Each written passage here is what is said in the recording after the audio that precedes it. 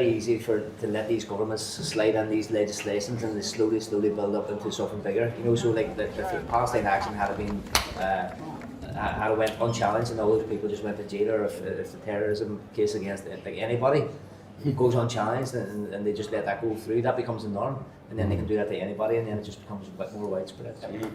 You guys, you don't like to center yourselves when you're talking about the politics of the world, but I just want to ask you a question about yourselves for a minute. So you've become so important, like iconic really, to a generation of people who practice the politics of resistance in Palestine, the north of Ireland, Cuba, but also in Britain, like our own hunger strikers and the thousands arrested under the Terror Act. And you've also become like iconic for those who support them.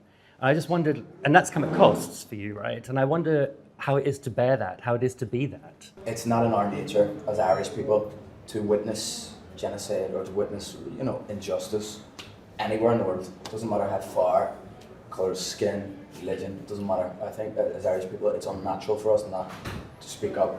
I think it's important because we have such a platform. Luckily, we've been blessed to have a platform now, that it's even more important to use that, because we can reach thousands of people every day, if not more.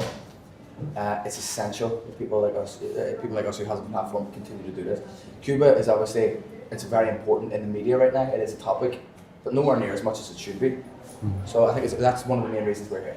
Yeah. To kind of share that light. I think it's like where we come from, like the self-sacrifice of people who come before us is the reason we're here. They're the people who built the schools. There was no Irish language schools in the North of Ireland.